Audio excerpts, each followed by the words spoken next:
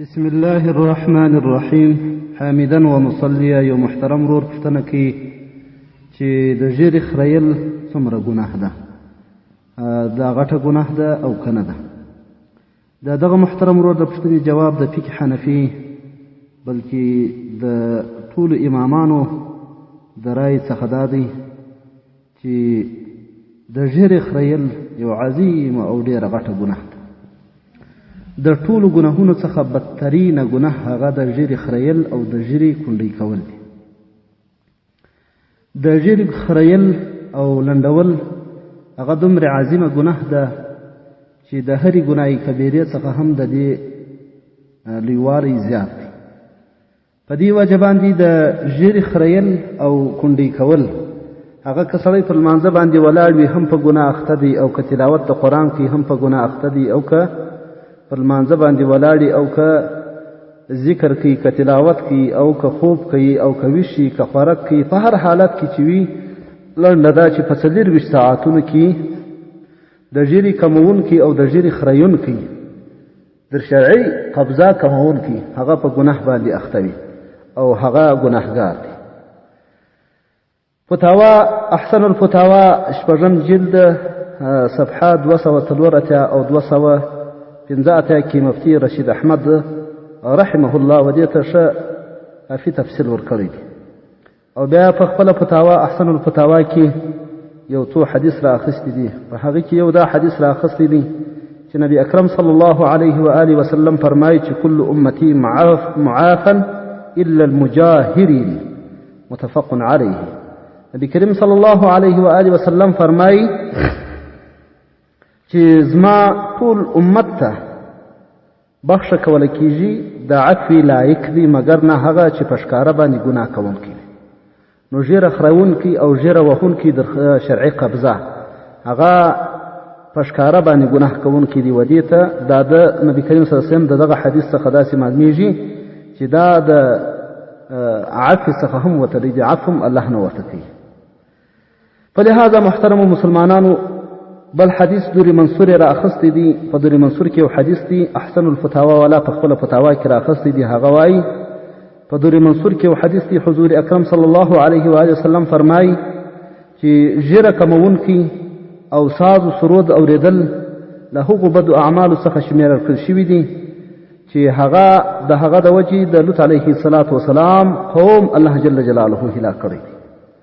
په هغو کې ژیره خریونکي هم داخل دی. او ژیره خریل هغه د لوط علیه السلام د قوم څخه را شروع دي. محترم مسلمانانو، د لوط علیه السلام قوم چې و هغه دومره بې شرمه بې حیا قوم و چې هغو د ښځو څخه د خپل تقاضای حاجت د خپل شهوت د ښځو څخه نه پوره کاوه،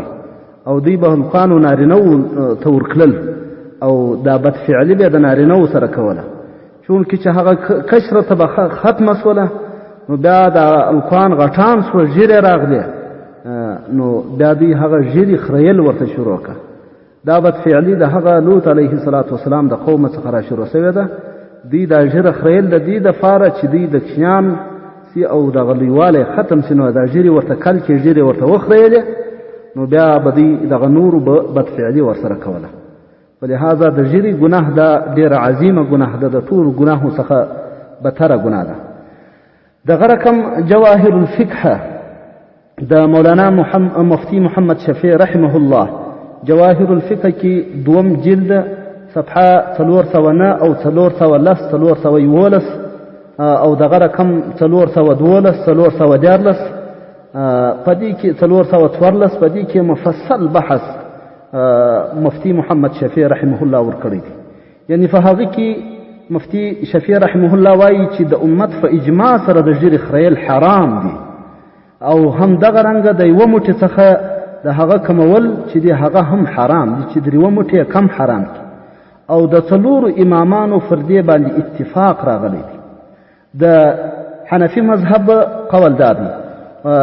چې د احناف قول دی هغه دا دی. دا جواهر الفقه دوم جلد صفحه 410 کې دا قول اخستي. ويحرم على الرجل قطع اللحية واما الاخذ منها وهي ما دون القبضه كما يفعله بعض المغاربه مخنصه الرجال فلم يبحه أحد فتح القدير دور مختار وغيره دا خو د احناف قول د ژیرې خرول حرام دي او په دې حال چې له یوه موټ څخه کمه وي د هغه لنډول هم د هیڅ چا په نیز باندې مباح نه دي دا فتح القدیر او دغه رقم دور مختار دا قول اخیستی دي او مالکی مذهب چې دي د هغو دا دي چې مذهب السادة المالكية حرمة حلق اللحية وكذا قصها إذا كان يحصل به مثل الإبدع في منار الابتدع فدي كتاب كراخس وحرام دي د ژیرې خریل او لنډول چې مسله ترې جوړه شي دا خو مالکی مذهب سو او دغه رقم شافعي مذهب کې وایي في شرح العباب قال الأذرعي الصواب تحريم حلقها جملة لغير علة بها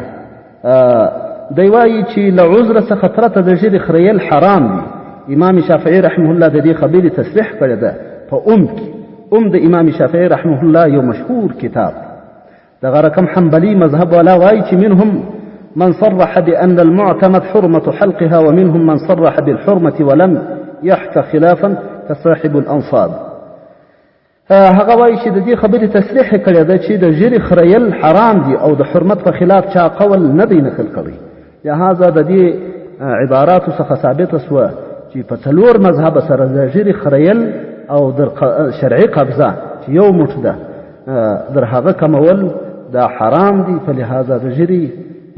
کوچنی کول او خریل او یا داسې پیشنونه کې جوړول دا بیا یو قسم پسخند راځي چې سپکوالی راځي چې د ژیرې توهین دی او د ژیرې توهین ته په کتاب الحظر والاباحه کې مفتي رشید احمد صاحب وایي چې د ژیرې توهین کفر دی که په ژیره باندې چا سپکوالی وکړي د ژیرې سپکوالی وکړي او په ژیره پسخند وایي د هغه سره کفر ته سړی ته رسېږي